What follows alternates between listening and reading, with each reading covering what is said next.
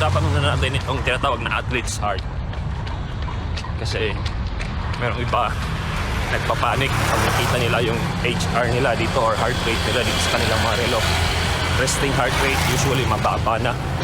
Pag meron kang athlete's heart, pag runner ka, tumatakbo ka halos araw-araw, yung heart rate or resting heart rate mababa talaga. Yung iba nasa 30 plus na lang yung mga elite athlete, iba 40 plus, pero iba 50s. So sa akin, pinakamababang recorded ko is 48. So tinatawag niyan or ang tawag niyan is bradycardia. Brady means low, cardia means heart rate.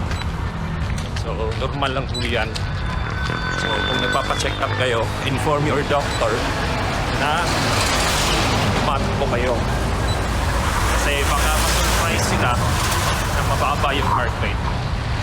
So ang term dyan is na athlete's heart or bradycardia dahil sa magiging efficient ng mga puso natin as runners. Race day tip para sa mga kaibigan natin, mga kapwa natin runners dyan, especially sa mga beginners.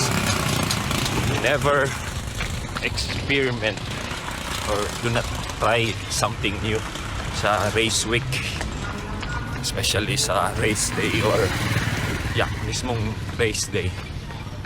Baga gumamit ka ng sapatos na nasubukan mo na, hindi yung bago kakarating lang tapos ipang re-race mo agad. Medyas, nutrition, pagkain mo, do not try something new, do not experiment kasi baka hindi ka umabot sa finish line or hindi ka makatakbo dahil nagka-diarrhea ka.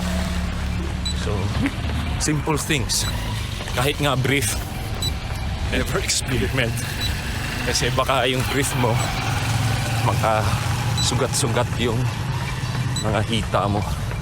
So simple tip lang yun pero napaka-effective nun.